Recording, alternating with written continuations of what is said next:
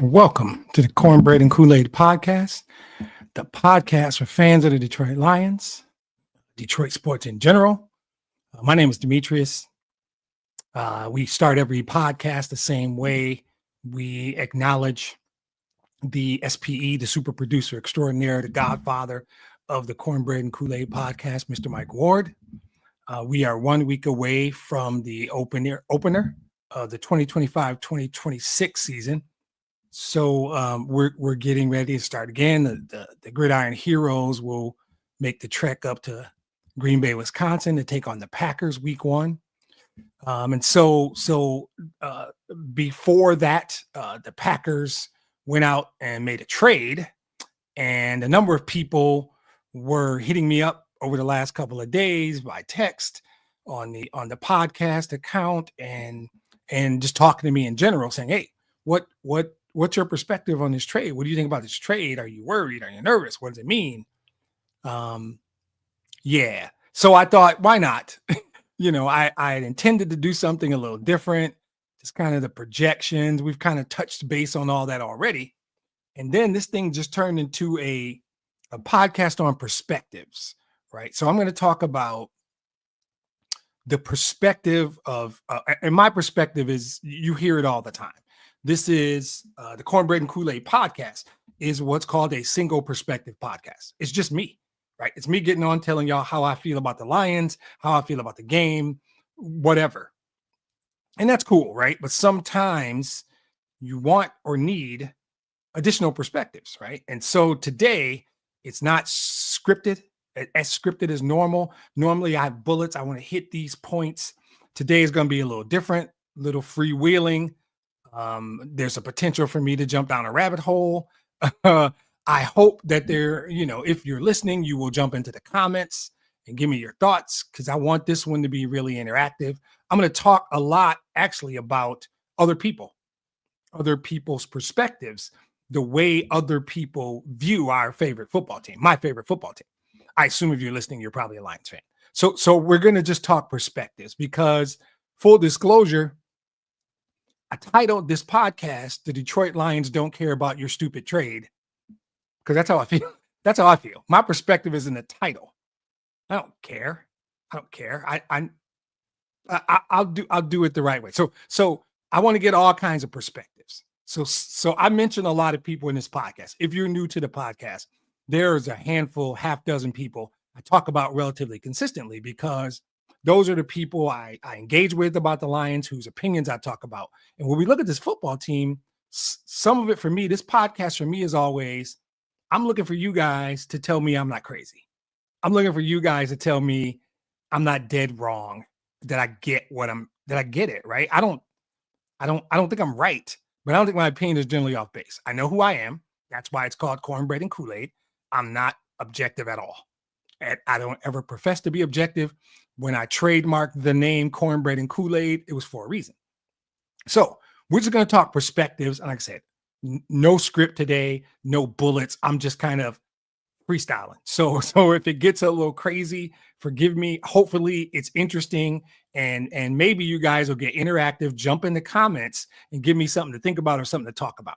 But in the spirit of other perspectives, and full disclosure, I'm going to use the word perspective a lot today, because that's what this one's about. So I got this core group, right? I got a friend, Art. Art's a thinker. Art is think. This is what I have to say. Love that about Art. That's how Art views everything, except Aaron Glenn, which we might go into that later. Art, for the most part, has thought about whatever he just said 15 times before he decided to say it, right? Art's a Lions fan with a certain perspective. Really, Art doesn't fall for the okie doke, right? Chuck, again, nice balance. Thinker, but has some emotions. Chuck can get passionate. It's my cousin, right?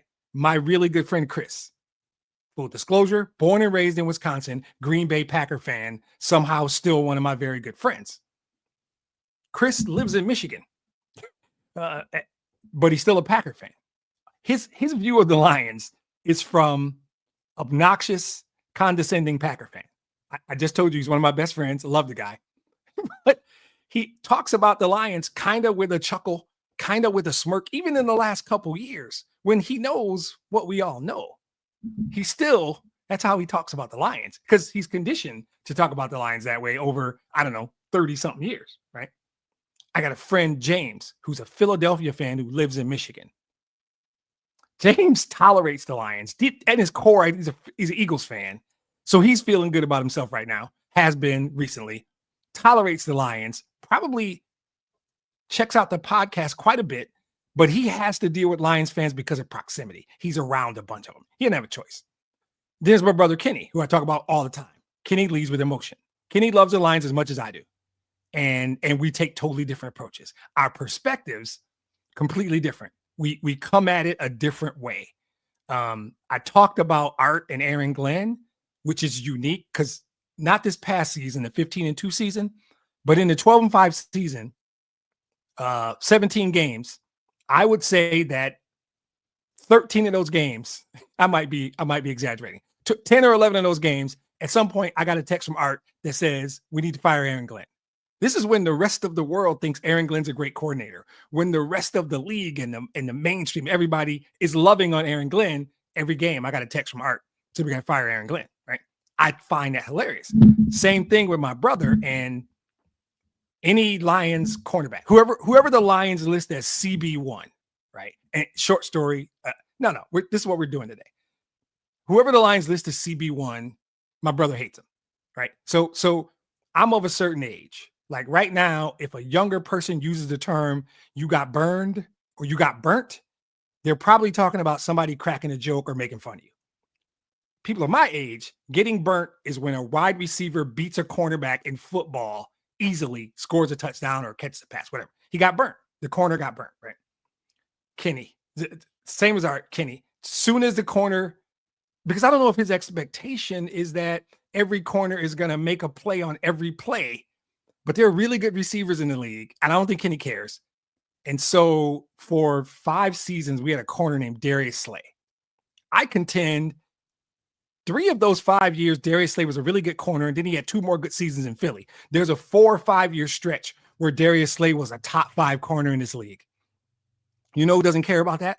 My brother. So anytime he got beat on a pass or committed a pass interference, I got a text. And he started calling him "get burnt Slay," right? Just that's what he still calls him. So for me, it's funny because in my phone, I had somebody tell me this little trick that they do if you want to laugh. Laughing is important in life. You got to laugh, you got to have some humor, right? He says, take the 5, 6, 7 people that you talk to most, and in your cell phone, give them a nickname that makes you laugh. My brother's nickname in my phone is Slay Hater. Still, right now. When my brother calls me, my phone lights up Slay Hater. That's how much Kenny doesn't like Darius Slay. So there's perspectives. Kenny's perspective, generally leading with emotion. He wants him to win. He's passionate, right? Art, very cerebral. Chuck has a nice balance. James and Chris are people who aren't truly Lions fans, and they watch the Lions from their perspective. There's the mainstream media perspective, the 4-letter devil. Everybody who's listening knows how I feel about that network. I don't need to do that again. I don't like them, right? 4-letter devil or just a 4-letter, right? How they cover sports in general, how they cover Detroit teams specifically, how they cover the Lions. It's different.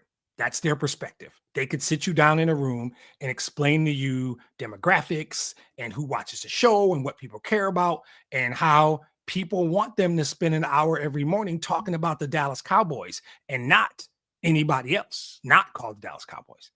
And then my favorite, that's sarcasm, my least favorite person on the planet is they're Lions fans, but they're negative dudes, right? So as this podcast evolved, this is the start of year 7. I would get help because I didn't know what I was doing. I just decided to do a podcast, right? Thanks to the Godfather, Mike Ward. And I got tips from this guy who was experienced at doing podcasts. And what he told me was 3 things. One was too long. I used to do these hour-and-a-half tirades. 2, they were just audio, and we would just drop them 2 days late because Mike would have to work his ass off to produce these things. He said, you got to go live. People need to see your passion. They need to see what you're doing. You got to go live. The third one was the key. He said, who do you hate? You're doing a single perspective podcast. Who do you hate? Who's that person whose perspective makes you want to just punch a hole in the wall, right? And one day, Mike and I were talking, and there was a guy, Dan, who sent in a question. And it was the classic, they'll never win unless the forward tell the team, they're cursed, blah, blah, blah. And I think I said something like, you're a dumbass, Dan. And so we created this fictitious character called Dumbass Dan. That's my antagonist. The perspective I hate most, and I'm going to talk about it, is that. So I'm going to touch on kind of all these perspectives, and I'm going to talk about what I think Brad Holmes' perspective is, right? Because that's the dude making the decisions. That's the dude driving the bus. That's the dude that you want to go make some big trade, or you are mad that they don't spend money or whatever it is you're mad about when your team was 15-2 in a 1 seed and just picked the worst day to have their worst day. So let's get some Brad Holmes perspective. So this podcast today is just about perspectives. I'll talk about my friend Art, my friend Chris, and my brother Kenny, and James, and all these people. I'll talk about the 4-letter devil and how they cover our team. And I'll talk about Dumbass Dan is what I'm going to call him. He's the dude that calls sports talk radio, and he knows everything. He's smarter than every GM, every coach. He knows everything, right? I hate that dude. I can't stand him, right? So in general, like perspectives. So let's talk about the trade, though, because all of this is rooted in people reaching out to me in the last 48 hours saying, are you going to do a podcast? They made a trade. Are you worried? Can you guys beat the Packers now? Blah, blah, blah. A whole bunch of nonsense, right? So I decided, okay, cool. I know how I feel about it. The podcast is in my head. I don't need to write anything down. So it goes pretty simple where this trade for the Packers is about going for it. The term going for it, right? Because this is a trade you do when you think you're close. But the truth, as much as my friend Chris might not want to hear this is the Packers conceding we're not as good as the Lions. We got to do something to catch the Lions. The 11-6 team made the big blockbuster trade trying to get closer to the 15-2 team. The 15-2 team that wasn't even fully healthy, right? This is them saying, we know as constructed Tuesday, we're not going to beat the Lions. We got to do something, right? So they trade Kenny Clark and two draft picks, and then they sign Micah to $188 million, right? My perspective is you gave up another good player. You gave up 2 picks that could be really good players, and you hampered your cap so that you're going to have issues. Are you going to have them right now? No. The issues they're going to have cap-wise are 2 years down the road. So my opinion is they went all in. They think they got a window because they know as they were constructed Tuesday, they weren't going to beat the Lions. So they had to do something. And if you want to be all cute and go, oh, no, this is them being them and they're a team that wants to win, whatever. That's not what it is. They knew they weren't going to beat the Lions. They had to do something. I ain't mad at them. You want to go for it, win at all costs? I'm cool with that. But if that's how you see it, we just see football differently. And I want to use kind of this podcast to give you what I think Brad Holmes' perspective is, what my perspective is. And anybody who wants to jump into the comments and give me their perspective, we can talk about it, right? But this is my thought. Dumbass Dan's perspective, right? That's that guy. He listens to sports talk radio every day. And full disclosure, so do I. I don't listen to certain shows and certain people, but that's just me. I'm not their demo, right? This perspective of go for it now at all costs, get me a Super Bowl no matter what. I'm not saying that's a dumbass Dan perspective. I'm not saying it's a dumb perspective, even though I'm putting it on dumbass Dan. I'm saying it's not the Lions perspective, right? It's kind of the sports talk radio okie doke, right? The narrative that you can't win, the Lions won't win unless they get another pass rusher opposite edge rusher opposite Aiden. Insane. Absolutely insane. There's no evidence that you can't win a Super Bowl without 2 Pro Bowl level pass rushers. That's not true, right? And if you think the Packers just did it, you're just wrong because Rashawn Gary isn't Aiden Hutchinson. He's good. Actually, Micah is Aiden. Rashawn Gary's good. He's the complement to Aiden. And if you could do that without crippling your team, great. But the narrative all offseason, really from the time Aiden got hurt week 5, was they're not working hard enough to get a pass rusher opposite 8. I get it. I get how we all got obsessed with the fact that they couldn't put any pressure on the quarterback once Aiden went down. I get it. I was watching it. I did a podcast after every one of those games. I know what people were thinking about. The reality, nobody's got two of those. Not even the Packers now. Nobody. Because there's only 3 Aidens, right? Max Crosby might be an Aiden. Myles Garrett is certainly an Aiden. We will debate Trey Hendricks and Micah. So those teams don't have Pro Bowl level pass rushers on the opposite side. And if you do, and if you believe Green Bay does now, I'm going to explain to you how that works. But the okie doke at the trade deadline was the Lions aren't really serious about winning. If they were, they'd go out and get Max. Well, the reality was Max wasn't even available. Max got on podcasts, said he loved being a Raider. Then in the offseason, they told everybody, oh, you got to go get Myles. Myles requested a trade. Nope. Myles Garrett's agent did his job. Myles was never available. He never was. And we don't even know if they called or anything, but that's the okie doke that the sports talk radio was feeding to Dumbass Dan. And Dumbass Dan was buying it, getting upset, calling in, yelling, screaming, you got to go get Myles Garrett. This team isn't serious about winning if they don't go get Myles Garrett was never an option. And if you went and got Myles, it would have cost a ton and you wouldn't have been able to sign Aiden. They don't tell you that. They just told you, go for it now. I want a Super Bowl now. They did the same thing with Trey Hendrickson. Trey Hendrickson was never an option. The reality is player X requesting a trade is negotiating in 2025. That's all that is.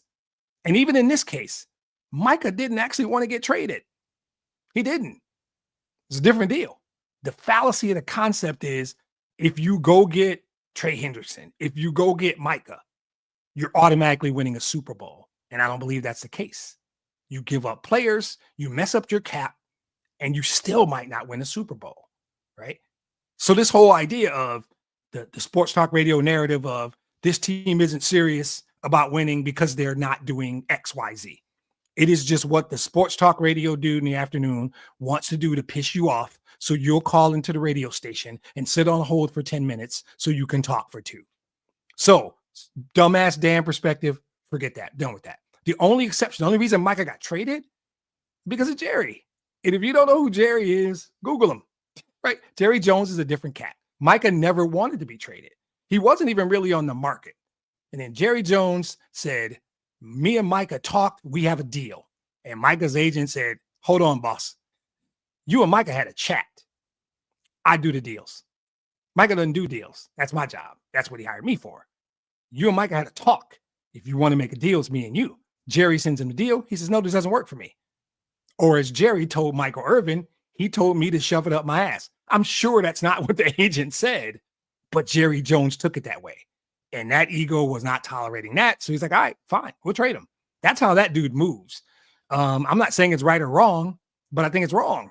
I think it's idiotic, but that's okay. We can't really know if it's a good trade or a bad trade, probably for 2 or 3 years, because the picks matter, right?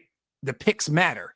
And if you go back and Google the Stafford trade to the Rams and look at what Brad Holmes did, that trade worked for everybody, right? But you have to wait. You have to wait and see what the Lions did with the picks, right? And if the Packers win a Super Bowl in the next 2 years, that's easy call. That's easy, maybe 3, but I think their window is really 2 years. And if Dallas uses the draft picks well, you can make some determination. Right now, you can't project it. You can't. It's I would say that they're closer to the Lions than they were 3 days ago, but I still think the Lions are better. And so I don't know. I don't know what you do with that. And I don't think Jerry is good at drafting. Now, if Brad got 2 picks, I'd be thrilled because I know what Brad Holmes does with picks.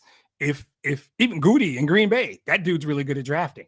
Roseman in Philly, Brett Veach in Kansas City. These guys know how to draft. So I'd be able to more evaluate it. But we can't really tell. But that whole edge rusher opposite of Aiden is a sports talk radio thing that they milked. They milked at the deadline with Max Crosby. They did it all summer with Myles Garrett and Trey Hendrickson. They did it a bit this week with Micah. It's nonsense. It was always nonsense. You don't have to do that, right? You just don't. And here's why we wouldn't do it. We couldn't do it. This is what it looks like for the Lions to go get Micah. Like, the first part is I don't understand why people know something and expect. There's that whole definition of crazy thing. Like for the better part of 5 years, Brad Holmes has moved in a certain way. So I'm not going to really speak for him. I think Brad Holmes believes he's got a team good enough to win the Super Bowl. I happen to agree with him, right? I think he looks at his team and says, I don't need to go get Micah. I like my squad now. I think my team is better than last year. And last year we won 15 games. And were we healthy? And you can think that's an excuse. Were we healthy? We might have been hosting Philadelphia for a chance to go to the Super Bowl. I don't think that's an excuse. I think that's legitimate, right? I think Brad Holmes believes that talent, a lack of talent, is not the obstacle.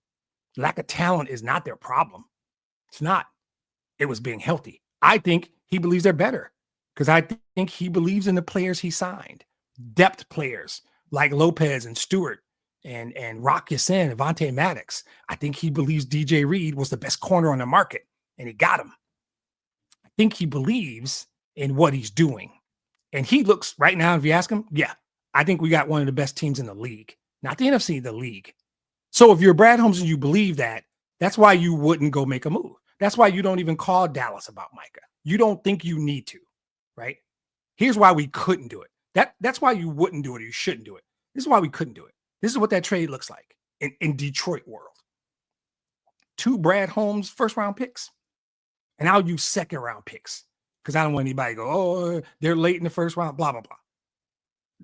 Kenny Clark is the equivalent to Aleem McNeil. 2 second-round picks that Brad Holmes has made recently, Sam Laporta and Brian Branch. And then the $188 million now stifles you cap-wise.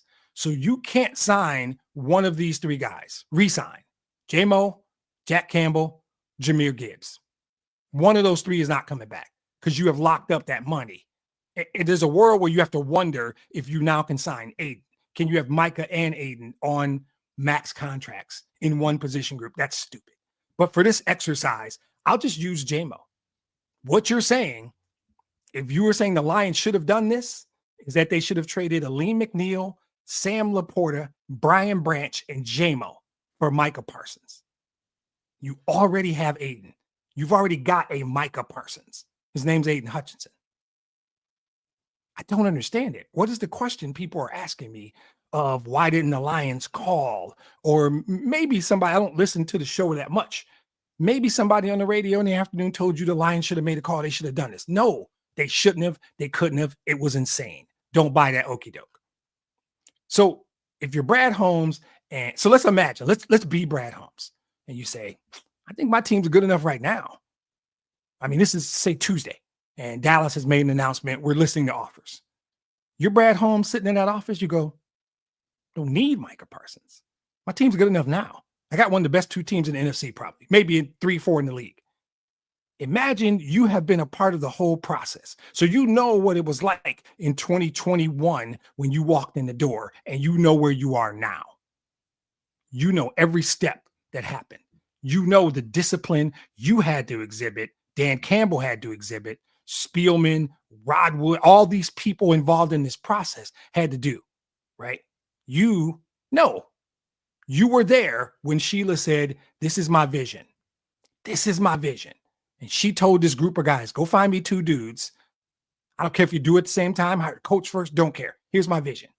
So you're Brad Holmes, and you've been a part of this from day one. You know what you guys have done. You guys have moved in a very deliberate fashion to get from where you were to where you are. And now people are out here saying, do something different. Do something different. Don't be who you are. Don't do what's worked for 4 years and gotten you to where everybody agrees you are a Super Bowl favorite. You know what the Lions have never been in my lifetime? Not even in 91 when they were in the NFC Championship game. What they've never been is a legitimate Super Bowl favorite. So you're Brad Holmes, and you're sitting there, and you remember that Sheila Ford Hamp didn't say, come in and get me 1 Super Bowl no matter what it takes. Come in and make the fans happy. Come in and make the dude on the radio happy. She probably said something like, build a culture and a roster that can have sustainable, competitive effectiveness for the foreseeable future, for a decade. It was probably something like that, right? My guess is that if you're Brad Holmes, understanding the edict that Sheila gave you, understanding that from where you were, you are at the door. You're at the door of that edict. You're knocking on the door of that edict. You know what you've done to be a part of it. You sit there and you pull up a sheet with all your draft picks and you go, wait a minute. That was me in 2021 that drafted Sewell and Aleem and St. Brown and Barnes and Melifonwu, who's not gone. That was I made those picks.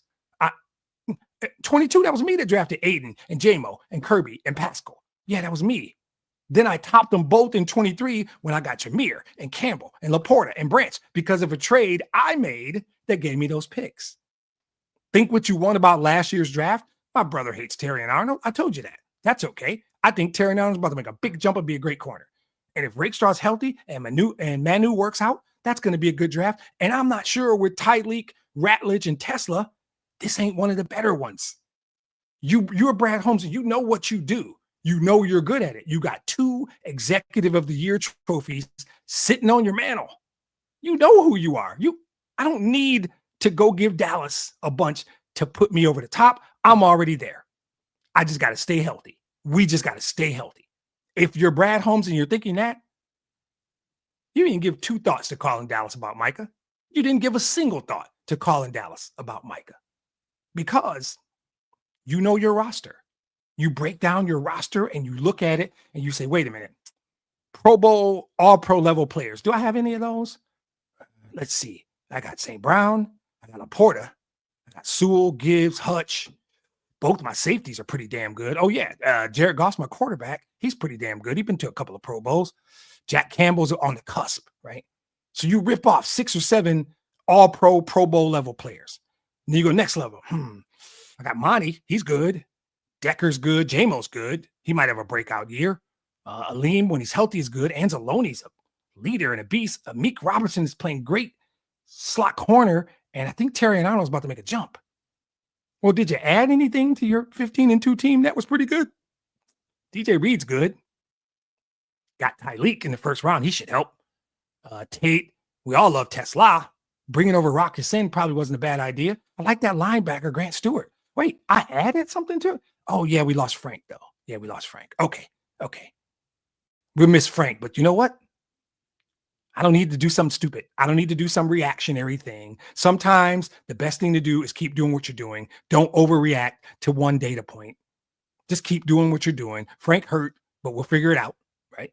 Then, oh, by the way, there's a group of people, if they get healthy and stay healthy, Davenport, Derek Barnes, pretty good.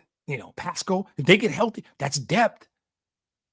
You sit back in your chair and you go, wait, what did I do? Oh, I did exactly what Sheila asked me to do.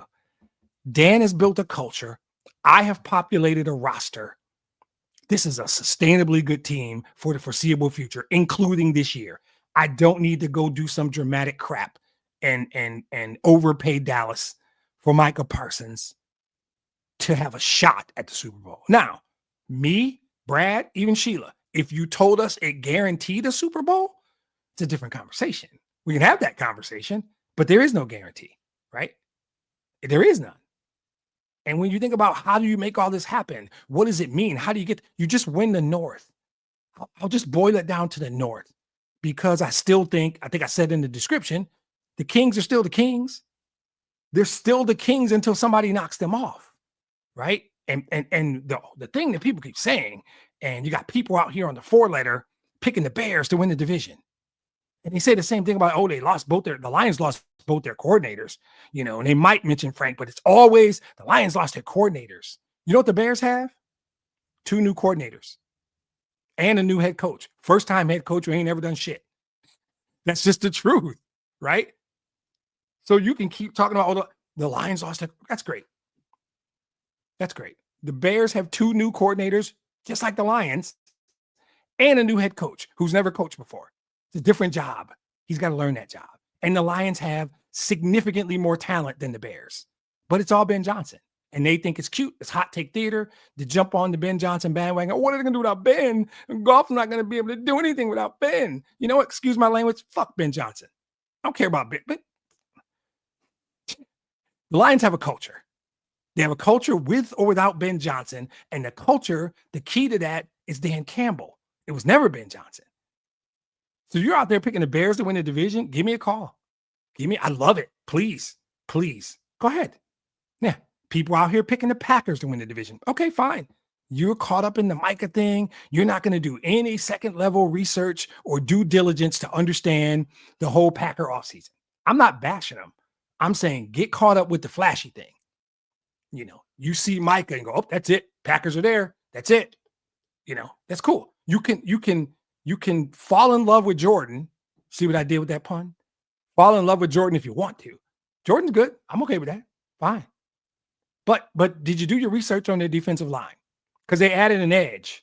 But there's a guy who was the number 1 rated defensive tackle in run stop win rate.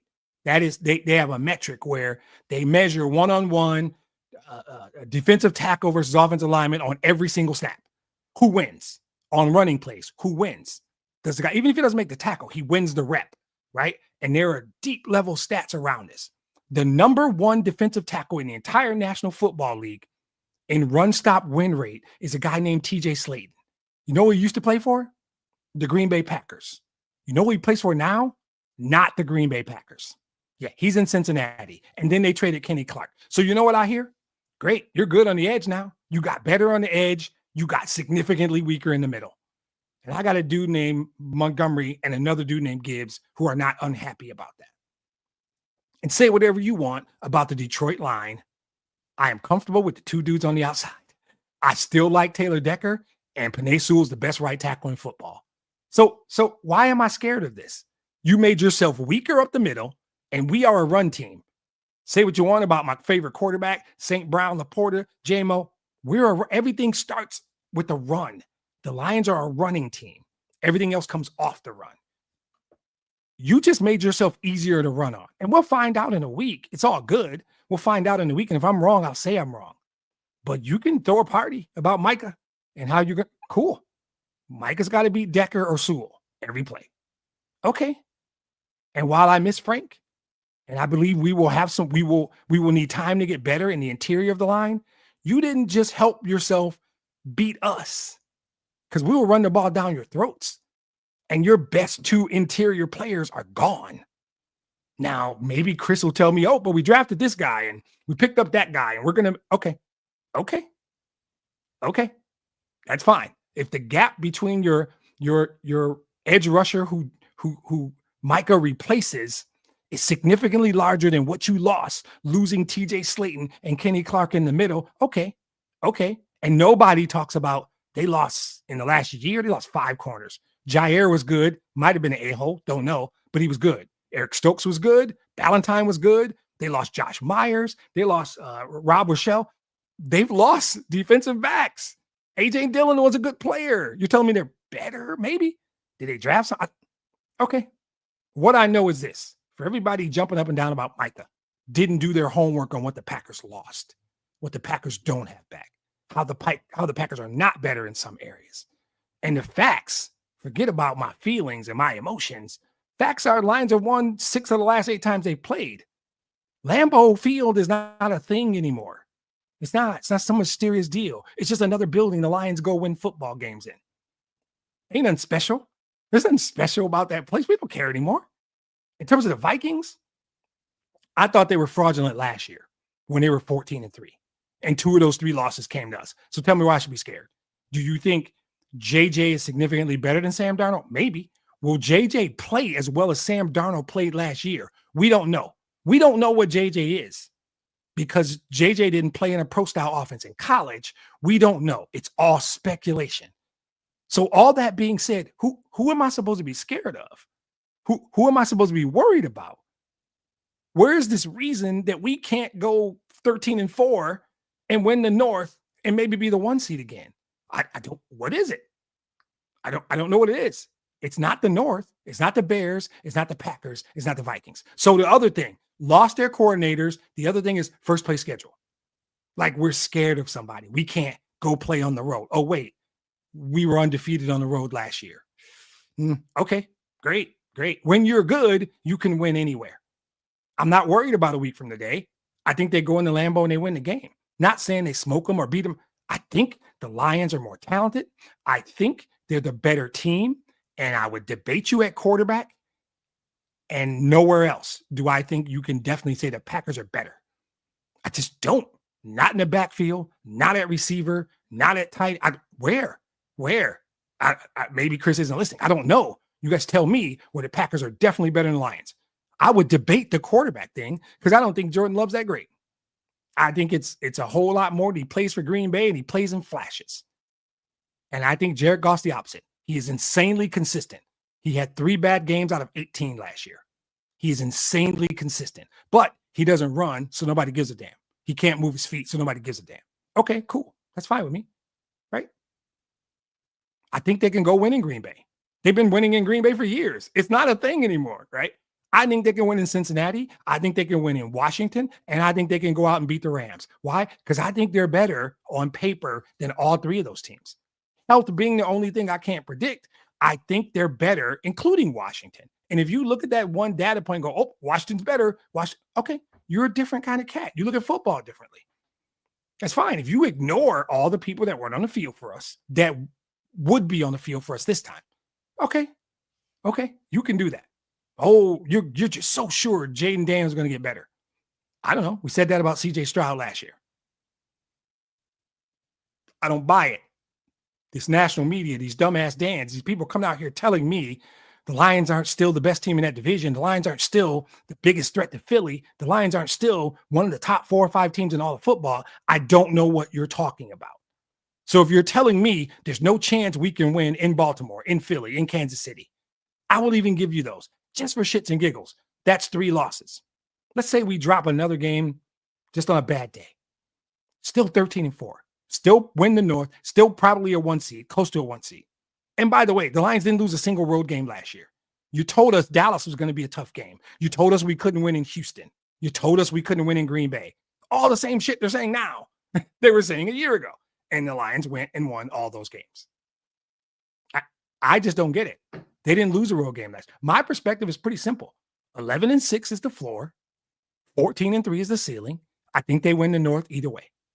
And depending on how the rest of the division shakes out, who cares? 12 other divisions, 12-5, 13-4 is probably a 1 seed.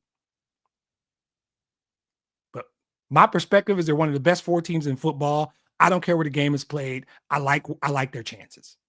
Right? And they got, to me, they're in the NFC Championship game. And if that game's in Philly, fine. If that game is in Detroit against Philly, fine. If that game is in Detroit against somebody else, fine. If that game is on the road against somebody else, fine. If we're healthy, I like our chances. Right? Because I will go through the list, position room by position room, and ask you, tell me what I'm missing.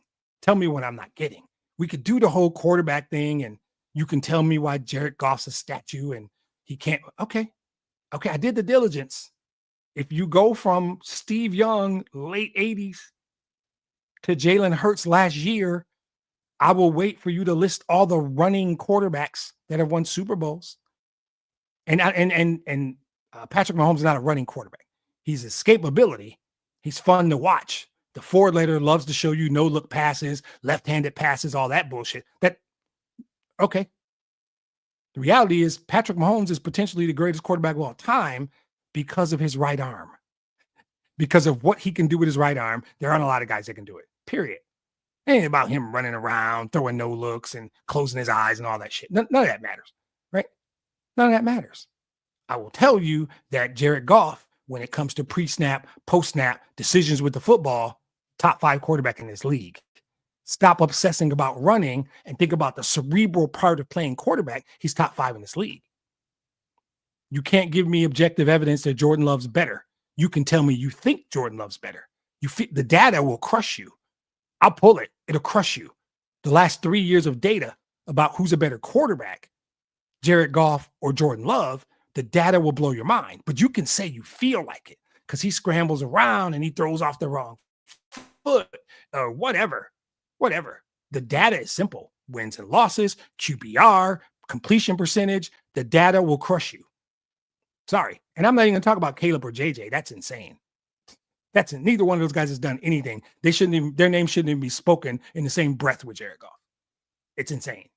So you just don't know. You don't know yet. But if you do the running quarterback thing, for every running quarterback you think has been successful, has won a Super Bowl, has done something great, I'll give you a statue with rings, a statue called Peyton Manning, a statue called Tom Brady, a statue called Troy Aikman. I will get Eli. I will give you statues who could not run to save their lives, but were cerebral, who knew what to do with the football, who understood pre-snap, post-snap, who were leaders, whose teammates respected them. Put some respect on Jared Goff's name, or don't talk to me. I don't even care. So perspective-wise, my perspective is simple. I don't, unless somebody talks me out of it, and no one has kicked anything into the comments telling me I'm wrong. I got a thumbs up on something, and whatever it was I said that you thumbs up, I thank you for it, Andy. But if you know that I'm wrong, tell me, and we can revisit it. I'm fine with that. But I'm excited because I feel like this is the year. Now, there could be some abnormal thing like unprecedented number of injuries on one side of football. Totally derail what I'm hoping for, right? You could play a horrible half in the NFC Championship game. Saw that. I think those were learning experiences. I do not. I think whatever setback the coordinators, it's gone by week 4, right? It's gone by week 4. I'm not scared of the schedule. I'm not scared of any team. Doesn't mean they're going to go undefeated. They're going to have bad weeks, plural. My quarterback is probably going to play 3 bad games this year because that's about what he does out of 18. He'll play 3 bad games. I just need one of them not to be in the playoffs. That's all. He played horrible in Houston and we won. It happens. This is a talented team, top to bottom, every position group. It's not just on one guy. It's not just on one position group. This is as talented a team as there is in the league, and I like our chances. And I'll leave it at that because my throat's getting dry and I'm getting really thirsty. So thank you for listening, for joining. We're back at it, kicking off season 8 for real. Next week, we got a late kick, so we'll be on early evening, 7, 8, depending on where you are. I'm looking forward to it. And if somebody tells you they don't think this is our year or they think somebody else is going to win the North, send them the link to this podcast and give them my phone number. I'm here for it. Thank you for joining. I hope you enjoyed it. Everybody have a good holiday, and we'll see you next week.